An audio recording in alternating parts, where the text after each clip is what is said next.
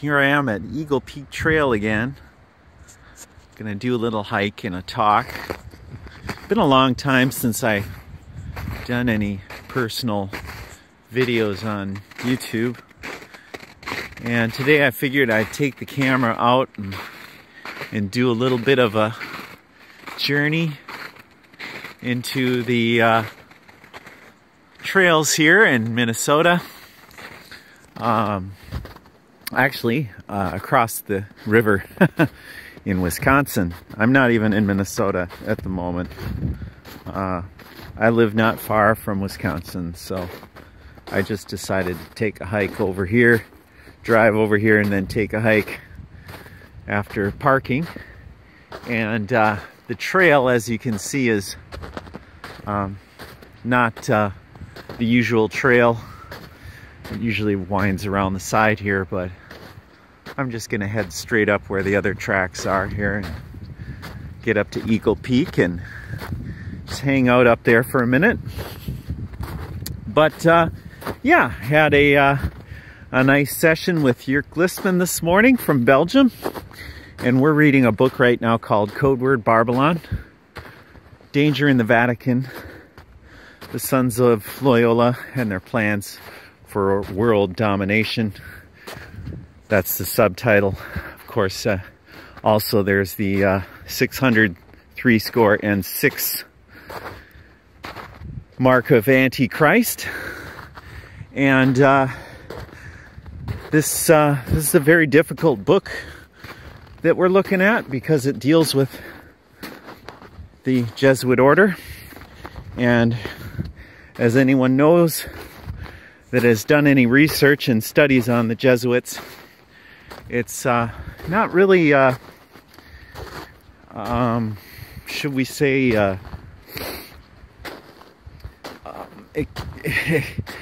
it's not an easy subject to study because it deals with some of the most dangerous and controversial aspects of the Christian religion. And as many of us know, that those tenets and principles are being fought and warred over to this day. And we know that this war won't end until our Lord and Savior returns, which will be in the future at a date not yet determined. No man knows the day or the hour. Now, some will argue that there are ways to know. Well, yeah, there are prophecies that have been fulfilled and need to be fulfilled. And yeah, I mean, wow, look at this. These rocks up here are beautiful. Love the rock around here.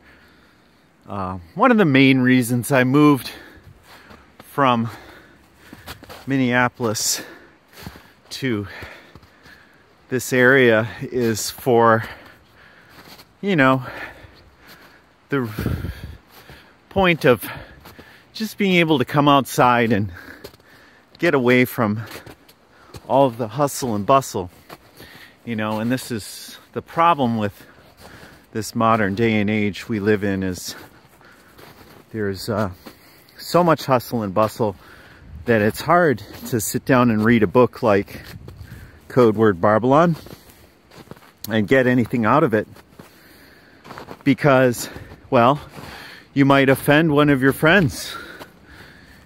Yeah, you know, one of your friends might come to your house and look at this book and, oh, well, what's this? What are you criticizing Catholics for? You know? And there are a lot of people that really respect Roman Catholicism, and they don't even call it Roman Catholicism, of course. No, it's the Catholics. See? And part of the reading we're doing in Codeword Barbelon today was dealing with how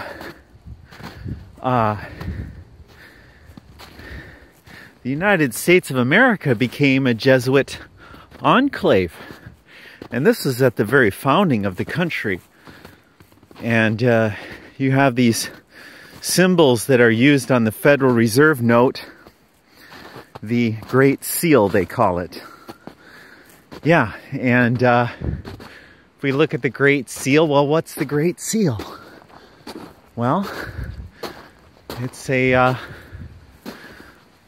symbol that was, I forget the name of the fella that made it and implemented it into the United States. I think it was Lafont or something, and I think he was French or something. But very interesting, but very troubling as well, because this establishment of the Federal Reserve is not been abolished. It won't be abolished, as far as I can tell. But what do I know, right? You know, I'm just a carpenter. I don't know a whole lot. I mean, I don't claim to be any great researcher, or you know, I don't have any incredible insights to share with you other than, you know, my own little personal journey like I'm taking today. And I have really no idea how the audio is going to turn out on this little recording.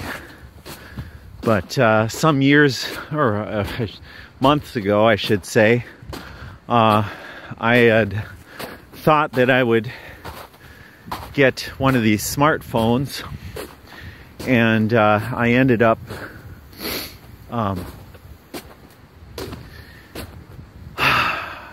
you know, getting this phone here I have that I'm using for this video. And it's funny because I wasn't expecting that this phone would be you know, any useful for doing videos, but actually I think it takes really nice video, and it has stereo microphones in it, so it's a really nice little recording device. I don't use it as a phone, and there are reasons for that. You know, I'm a carpenter, and the people that I work for, they pay me by the hour, and you know, there's a lot of guys that have the phones, and they communicate with them all the time. Well, I just don't like all of the distractions. You know, I just get distracted by this, and you know, those distractions don't really reflect very well on the workday environment. You know, like if my client sees me, you know, talking and doing videos while I'm at work, it doesn't really reflect well on my reputation. So I do not even think of using a smartphone for that reason. Just too many distractions. I mean, you know, it's like you know, having a Facebook page or something like that. You know, you have all these different people trying to contact you on there, you know. And I'm not saying I don't love people. I do. I love people. But the problem is when you raise religious questions, and you start talking about core tenets of the Bible and things like that, either people really like what you're saying or they don't. It's either one or the other. It's not both. I mean, you can't have everything. I've lost a lot of friends over my research into Catholicism. And well, I don't really worry about it. You know, if you have a problem with it, then, you know, I don't really think much of it, you know. Every man's got to do what a man's got to do. You know, you can't expect that everyone's going to agree with what you research, with what you study. You know, it's not for everybody, man. You know, it's like, you know, when you become a born-again Christian, it's a whole new life. But if you are not active, if you are passive about your beliefs and your decisions you make in life, and you keep them from others, well, then you're really not living a Christian life. You're living in the dark. I mean, you're putting your light, you're taking your light, and you're not shining it to the world. You're not shining the salt and light that God gave you. You're not sharing the salt and light with the world, and we need to share the salt and light because it's very precious. And that is one of the beautiful things about being a Bible believer, is that the Bible has so many lessons in it. Simply, there's no way for any one of us to retain all of those lessons, you know, and you can criticize each other over them till Christ returns, and that's what's going on. I mean, no doubt. People have fought wars over the Bible, and it will continue. Personal battles will continue. There are arguments made for and against all kinds of different aspects of biblical teaching. And, you know, one of those aspects that is really interesting to me lately has been the aspect of, you know, philosophy and theology and all of these man-made principles and designs which are not biblical, really. They are, they're of the world. You know, men are working on philosophy. Men are working on theology. It's a system of I'm trying to walk here up these rocks and I'm falling. You know, I mean, it's just another way to confuse people. I mean, it's just Babylon revisited over and over and over again. That's the point. And we need to come out of Babylon. We don't need to be yoked up with Babylon. Babylon doesn't do us any good. We just keep babbling on, you know. But when we come to the Bible, we are set free. And Jesus wants us to be free. He doesn't want us to be yoked up with false teaching. And just the other day I've got one of my older videos on a video that was done by a ministry in the United Kingdom. And someone was on there accusing me of being a false prophet. I just think that's funny. But, you know, I guess that's where some people are at. They just, you know, they stumble across some of these teachings that they've never heard before, and then it really scares them. You know, it did me at first too. You know, I'm not saying that's wrong or bad or whatever. It's just what happens when you first encounter these biblical truths. They really can be rather disturbing. And but anyway, I mean, here we are at the beginning of April, and as you can see, I live in a frozen wonderland still, and it's really kind of strange, because usually this time of year is much warmer, but we're frozen. And here I am on Eagle Peak, of course. This is Eagle Peak. Finally made it to the top. Got about 12 minutes of video here. But yeah, I mean, we don't need to be yoked up with Babylon. Babylon is just a rehash of ancient knowledge, and, you know, all of this Babylonian stuff with the mystery religions and all of this. You know, I had one of my friends, one of my younger friends, a while back, look at that Catholic dictionary that I have. I have a Catholic dictionary that I think was printed in 1929 or something like this, or maybe it was in the 50s. I forget, but in this Catholic dictionary, there's a definition of mysticism,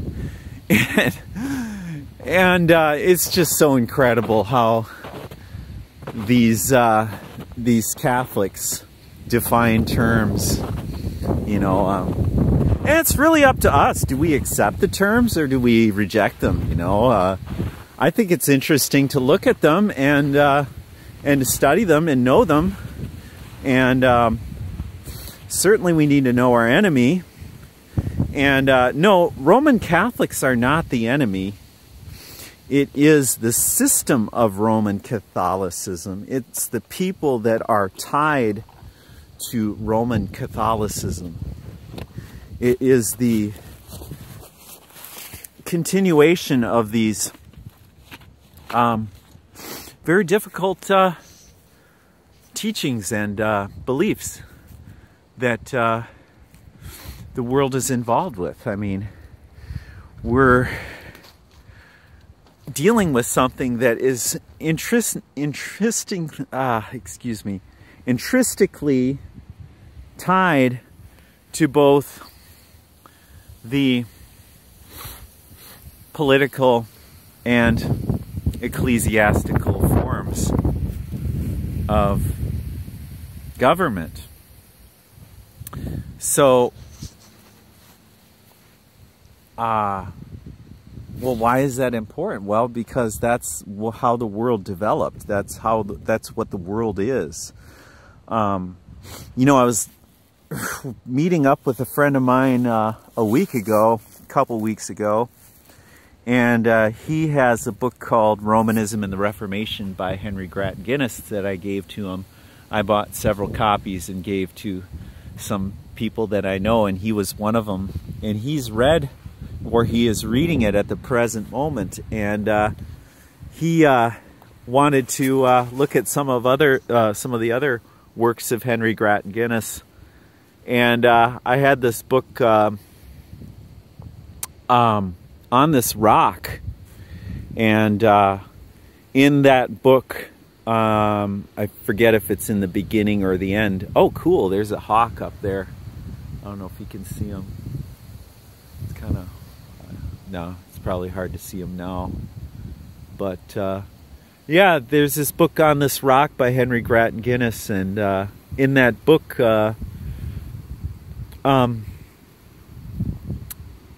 Henry Grattan Guinness goes through, you know, philosophy and then religion, and what's so interesting about religion is that it really is a very rough tradition almost. I mean, it really is handed down from one generation to the next. You know, our parents gave us different traditions, and I was raised in the Lutheran church, and it's very interesting when you look at the works of Martin Luther and you weigh that up against the Roman Catholic Church, and you look at this historically. It's just incredible. I mean, it's in that set of books that I read on this video that I made not too long ago on the history of Protestantism that I uploaded to my channel.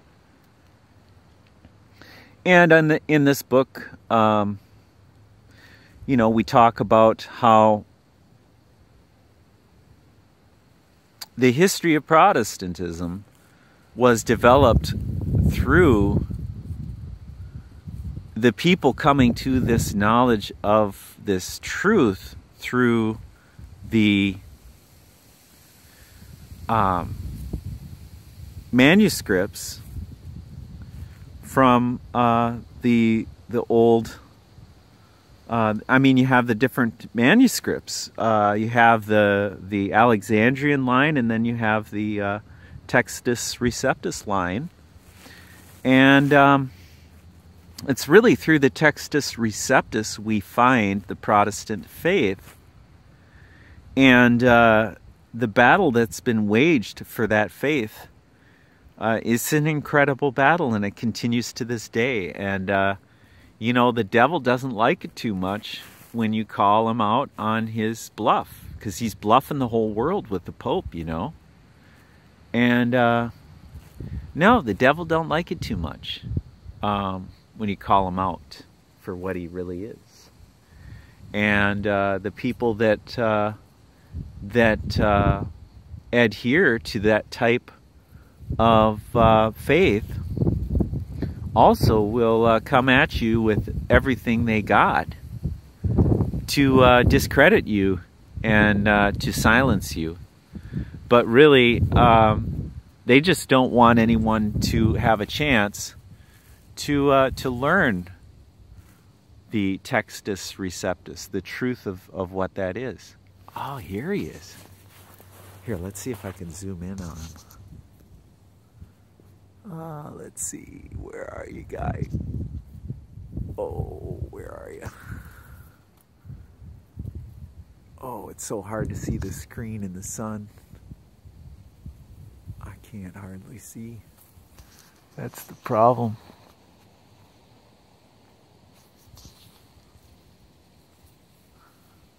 Yeah. Oh, he's right above me. I don't know if you can see him now. Kind of hard to see with the sun there. Pretty cool.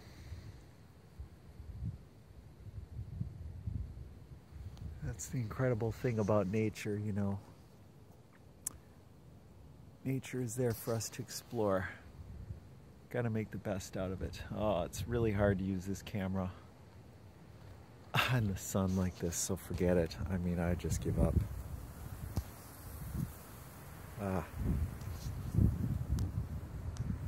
There, how's that?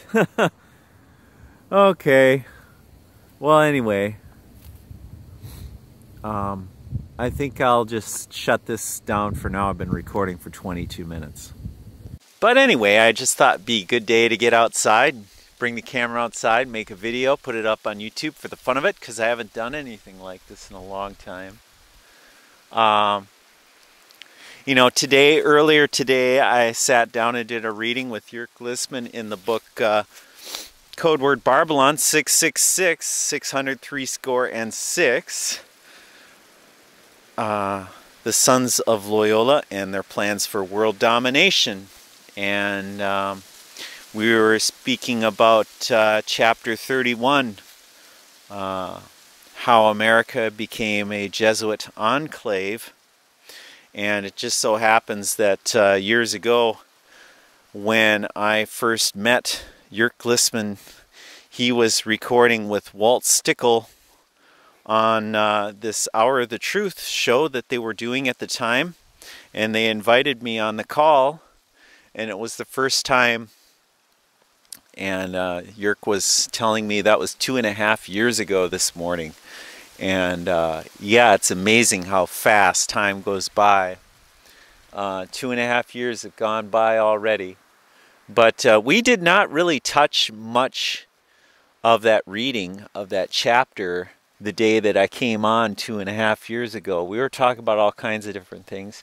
You can look that up in my videos. I can put that in the description box so you can go check that out. You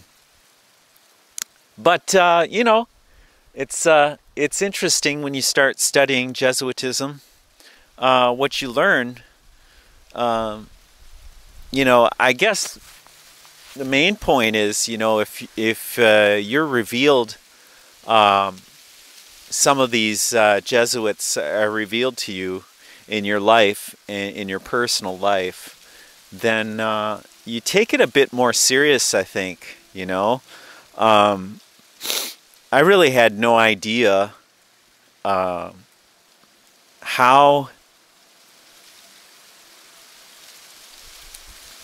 should we say this? How intricate, how detailed, how clever and intriguing these principles are that the Jesuits run with, but they're so incredibly difficult to deal with because they touch on the very foundation of the Protestant faith, of the Catholic faith, of any political office. It touches every realm. And yeah, this is kind of one of the things that we really need to talk about and go into detail on, you know.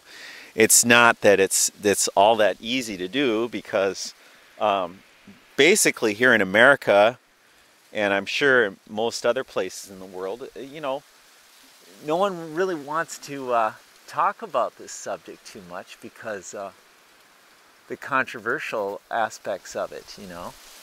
It's not like it's really a pleasant subject to talk about, you know. It's a very unpleasant, very uncomfortable subject. Just think about it. I mean, Jesuitism. I mean, I've done so many videos on this with Jörg in the past, but I don't know, you know, there could be new people on my channel that really don't know much about what the Jesuits are and what they've done, and you know, nothing wrong with being ignorant as long as you can become aware of your ignorance and deal with it accordingly, you know, and be able to make some observations. And you know, the point here is that, you know, we're all in different perspective, and you know, we're given a life here from our parents, and you know, we're given our traditions and families, and we have different aspects of those that we would like to hold to account, you know. It's not like everyone in my family really appreciates talking about Jesuitism. You know, it's very rare that people actually want to study Jesuitism, I find. Because it deals with some very difficult circumstances. And one of those circumstances is that these agents have sworn an oath, and you really don't get to this stage of the Jesuit order until you are into the very fine detail. And it doesn't, you know, it's not like every Jesuit knows about what their church is up to, what the Roman Catholic Church is up to. So they're not revealed any of these secrets, you know. When you're studying about Catholic faith and all of this in schools, they don't reveal to you any secrets. Come on now. Why would anyone in a secret society want to reveal their most inner precious secrets to you? Of course they're not going to. It's just obvious. But, well, what am I getting to? Yeah, so I tried to set this up and get this going, and apparently it's really cold out, and the battery just died, unfortunately. So I put a new battery in it. I don't think it's going to last because it's so cold. But anyway, I just wanted to say hi to everybody and just do a quick little something or other. Today I met with Jörg Glismann from Belgium online for another reading of Codeword Barbelon. And as you might know, I've only done 14 or 15 videos on Codeword Barbelon. And we're well into 50 different recordings we've done now, 50 sessions of Codeword Barbelon. and I'm really far behind on making my videos, so I apologize everybody on my end on that. I really like making those videos and I don't rush it. If there are anyone that would like to see those come up right away, and I do, you know, if you'd like to see me not do a fancy job, just leave me a comment on it. You know, I'd be happy to get them up quicker, you know. But I think Jörg Glismann would appreciate the effort that I do to make fancier videos. But anyway, I just wanted to quick say a word of thanks and support to Tom Fress of Inquisition Update and Jörg Glismann. You know, throughout the years I've known them and studied with them, and I recently sent Tom a package here of a new audio interface for his recording. I'm hoping that he can get that and we can get that set up for him, and maybe get him you know, on board with starting to do some recordings. I'm not sure how that's going to work for him, but I found in my own that I find it very enjoyable to make recordings and make videos, and you know, he's an incredible researcher in his own right. He's done a lot of reading from these wonderful Protestant books, and I hope that can continue. And along with Jörg Glismann from Belgium, you know, the three of us are meeting for Bible studies on Sabbath day, and I really appreciate that study. It's been a real blessing for me. And so, you know, I just thought I'd come out, do a little recording today. I'm not going to make this too long, but it's really strange weather we've been having here. Really cold. We got a really cold, icy wind today. I think it was about 11 degrees this morning or something. Yeah, it's been really cold and miserable, and you'd think this time of year it'd be warm and nice, but no, we haven't seen that yet. We're still dealing with this cold spell. I mean, you know, they say winter comes in like a lamb and goes out like a lion. Yeah, well, that's really the case this year. It's really going out like a lion. But so be it. You know, we're going to just have to deal with it. But yeah, it's sunny day today. Beautiful day, but cold and icy. You know, I don't know how long this battery's going to last. I did another recording here and I was really getting into it, but it didn't last. I see the screen right now is still there. I can't get a readout. You know, it's funny how these cameras are. I don't even know how to get in there to set everything up just the way I need it. But anyway, it's the problem with these newer cameras is they take so much processing power, the batteries don't last, and then you add the cold weather to that. So I apologize for not getting these Codeword Barbelon videos done. We did about 50 sessions or more now, and we're up to I don't know, 300 pages in there or something right now. So today we did a reading on how America became a Jesuit enclave, and Jörg had mentioned to me, you know, 2.5 years ago, I had done the first session with him on Hour of the Truth on this very topic. You can find this video on my channel. And yeah, I mean, America really was set up as a Jesuit enclave, and you know, you never will get that in a history class. You know, it's just so few people that actually know about the Jesuit order in America, mainly out of disinterest. I mean, who wants to know? Unless, you know, you've been revealed some things, you probably don't care too much for Jesuitism. Probably really ticks you off, you know, when you learn about, you know, well, how much power they actually wield and why.